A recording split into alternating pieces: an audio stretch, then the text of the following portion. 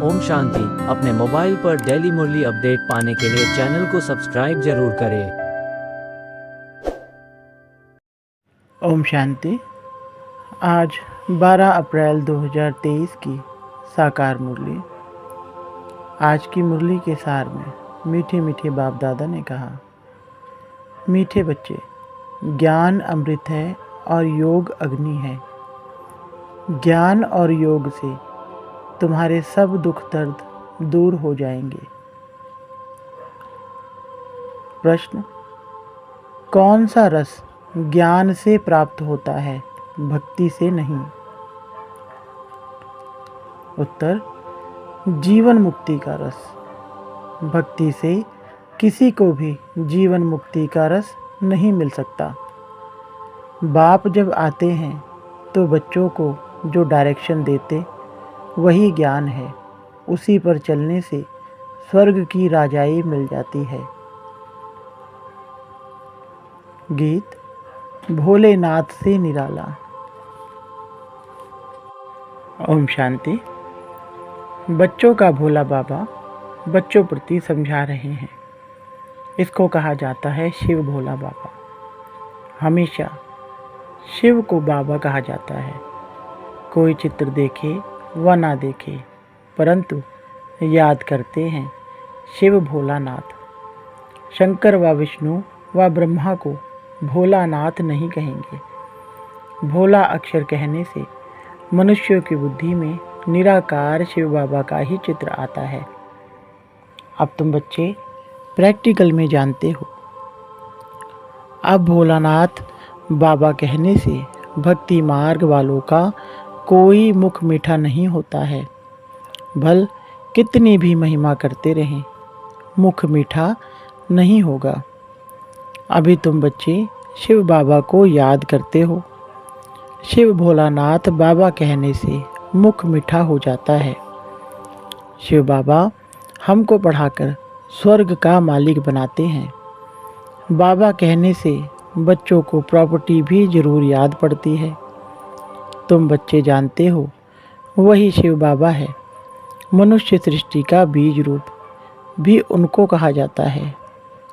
झाड़ का एक ही बीज होता है, तो मनुष्य सृष्टि रूपी झाड़ का भी वह एक बीज है, जिससे फिर मनुष्य सृष्टि रची जाती है। क्योंकि बाप हो गया ना, बाकी सब हुए उनके बच्चे। भक्तों का भगवान बाप एक है। भक्त याद करते हैं भगवान को, परंतु पूरा जानते नहीं हैं। यह भी ड्रामा में नूंद है। बच्चों को इस ज्ञान और योग बल से सदा सुखी बनाए मैं छिप जाता हूँ। ज्ञान सागर भी एक ही है, जैसे वह पानी का सागर भी एक ही है। उनको बांटा गया है। यह इंडिया का सागर, यह फलाने का सागर। वास्तव में सागर एक ही है। सतयुग में इस सागर को बांट नहीं सकते। एक ही सागर रहता है जिसके तुम मालिक बनने वाले हो। वहाँ इतने खंड थोड़े ही रहते। एक बाप की एक राजधानी रहती है। इसी भारत पर वर्ल्ड ऑलमाइटी अथॉरिटी का एक ही राज्य था। देवी देवताओं के राज्य को भगवान भगवती का राज्य भी कहते हैं। विलायत वाले गॉड गॉडेस कहते हैं, परंतु जानते नहीं हैं कि वह कब राज्य करते थे, कैसे राज्य पाया। ज्ञान सागर एक बाप है। वही ज्ञान से सबकी सद्गति करते हैं। अब तुम बच्चे जानते हो हमारे सामने ज्ञान का सागर बैठा है। उनसे ज्ञान गंगाएं निकल सारे विश्व को सद्गति देती हैं। इसको ज्ञान अमृत भी कहते हैं। अमृत शब्द से ही फिर पुजारी लोग चरण धोकर वह अमृत बनाए पीते हैं। वास्तव में उसको अमृत नहीं कहा जाता। आजकल दवाइयों का भी नाम अमृत रखा है, जिससे सब दुख दूर होते हैं। वह भी बात नहीं है। यह तो बाप बैठ बच्चों को योग सिखाते हैं। योग को अमृत नहीं कहा जाता। योग अग्नि से तुम्हारी सब बीमारियां 21 जन्मों के लिए दूर होंगी, इस जन्म की नहीं। इसमें तो अंत तक भोगते रहेंगे।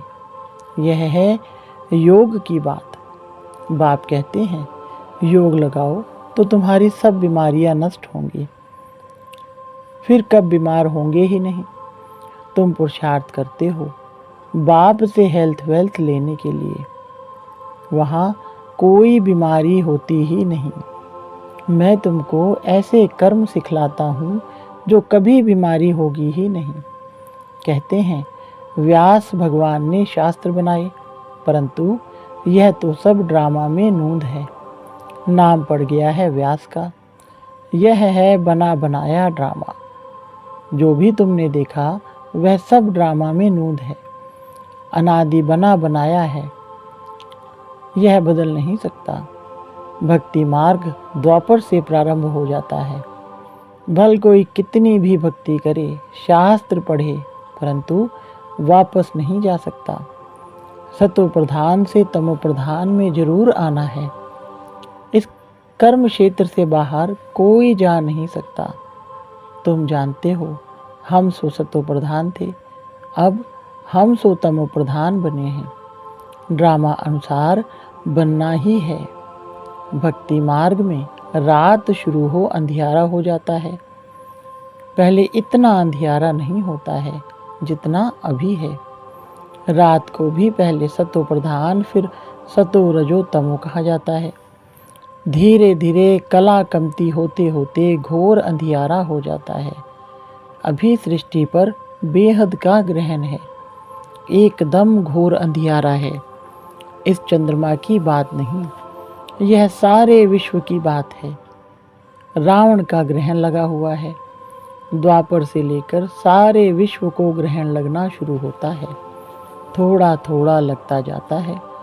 2500 वर्ष लगता है, जबकि अंत में भारत बिल्कुल ही काला हो जाता है। अभी है बिल्कुल घोर अंधियारा। घोर सोझरा अर्थात दिन बनाने वाला है बाप। पतित को पावन बनाने वाला है बाप। माया रावण फिर रात घोर अंधियारा बनाती है। भक्ति करते भगवान को याद करते ही आते हैं।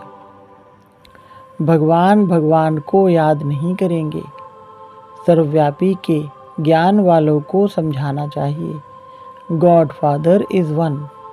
वह है मनुष्य सृष्टि का बीज रूप, बाकी सब है रचना। रचना की ऐसी महिमा कभी हो नहीं सकती। अगर कोई आत्मा सो परमात्मा कहे तो उनकी महिमा गाई नहीं जा सकती। गायन उस एक बाप का ही है। वह पतित पावन मनुष्य सृष्टि का बीज रूप सत्य है, चैतन्य है, आनंद का सागर, ज्ञान का सागर है। कोई भी मनुष्य की यह महिमा हो नहीं सकती।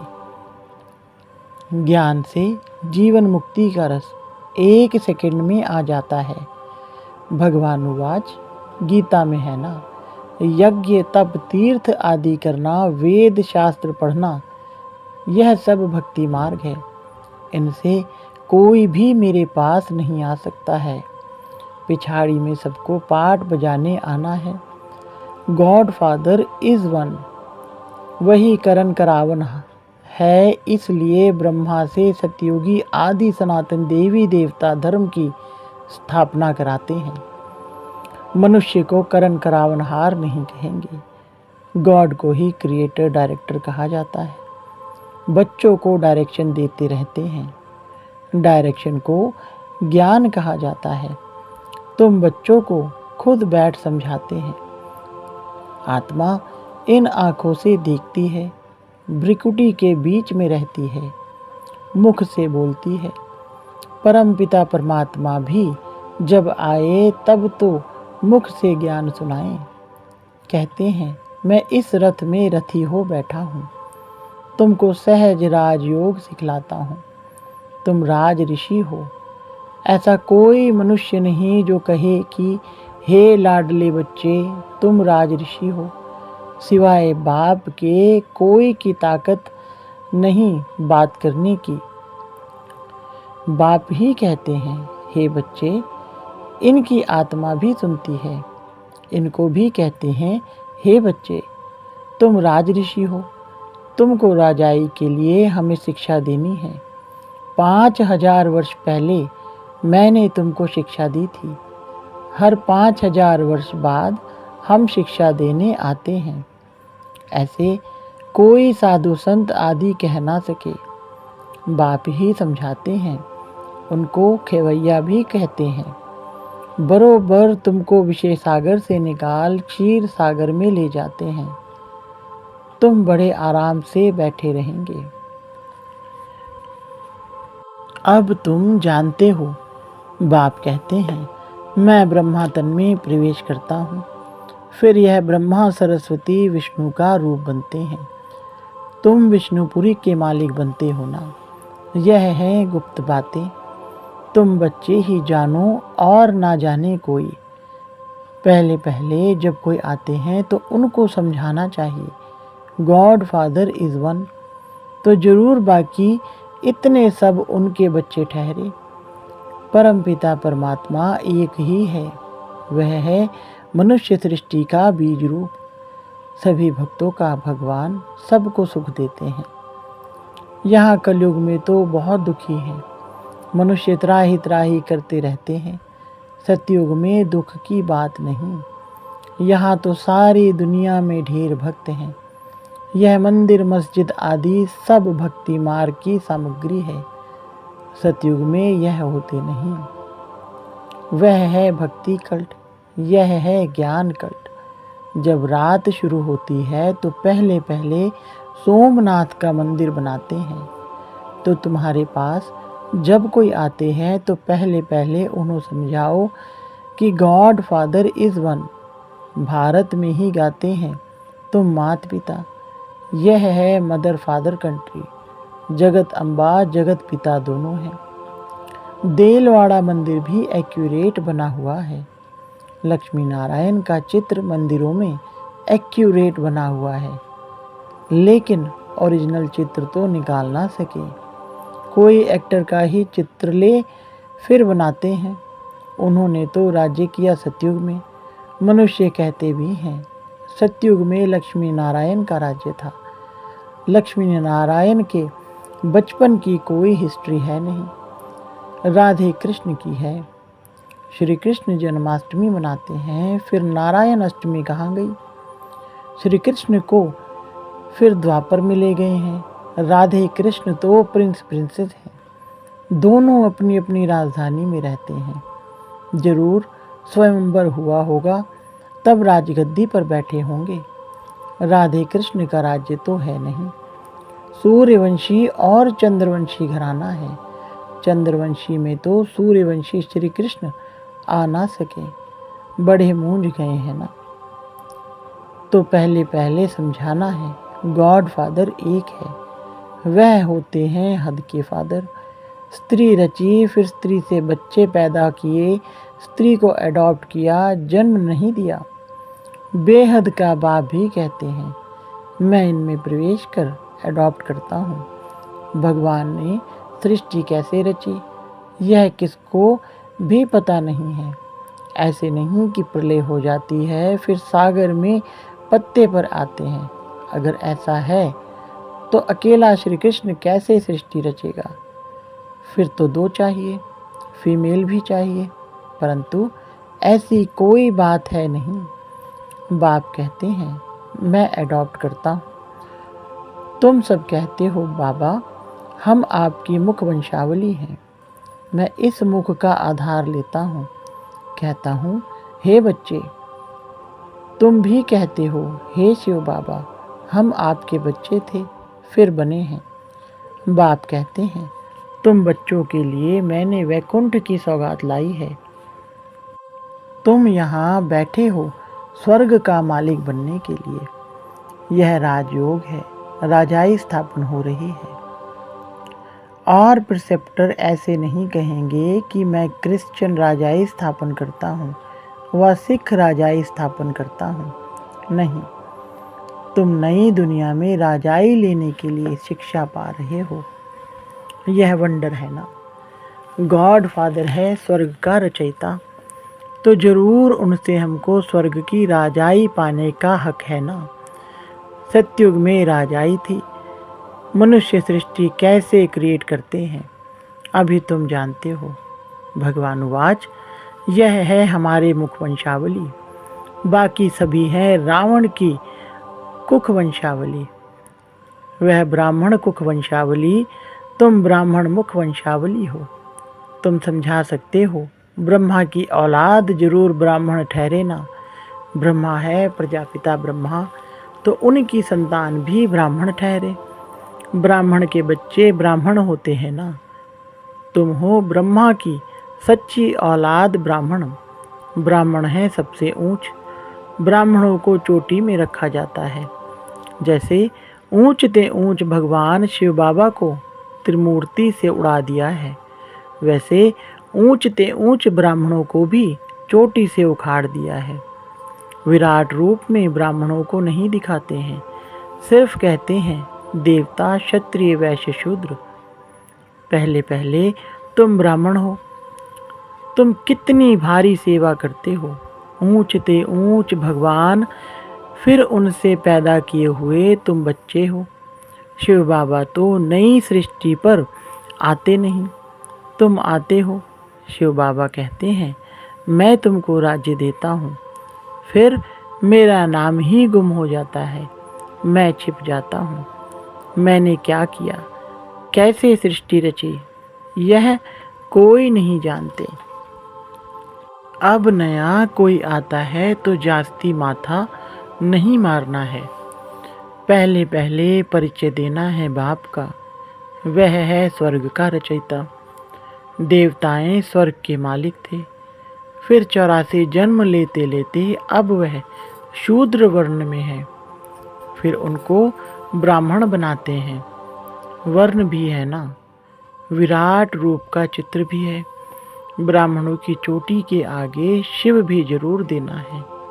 जैसे त्रिमूर्ति पर शिव दिखाते हैं, वैसे ब्राह्मणों के ऊपर भी शिव दिखाना है। समझाना है शिव बाबा ब्रह्मा द्वारा ब्राह्मण बनाते हैं। वह फिर ब्राह्मण सो देवता, सो क्षत्रिय, सो वैश्य शूद्र बनते हैं। पहले पहले तो कोई को भी अल्फ ही समझाना है। वह बाप इस ब्रह्मा द्वारा सृष्टि रचते हैं तो सब भाई बहन हो जाते हैं। शिव की संतान तो सब आत्माएं हैं ही। फिर मनुष्य सृष्टि रची जाती है तो पहले पहले ब्रह्मा सरस्वती ब्राह्मण, फिर देवता क्षत्रिय बनते हैं। ऐसे यह मनुष्य सृष्टि का झाड़ वृद्धि को पाता है। उसी बाप को सब भूले हुए हैं। देखो बाप दादा कितना क्लियर कर समझाते हैं, बच्चों को भी सीखना है। अच्छा, मीठे मीठे सिकिलधे बच्चों प्रति माता पिता बाप दादा का याद प्यार और गुड मॉर्निंग। रूहानी बाप की रूहानी बच्चों को नमस्ते। रूहानी बच्चों की रूहानी बाप दादा को नमस्ते जी। धारणा के लिए मुख्य सार। नंबर 1, हम राज ऋषि हैं। स्वयं भगवान हमें राजयोग सिखाकर राजाई का वर्षा देते हैं। इस नशे में रहना है।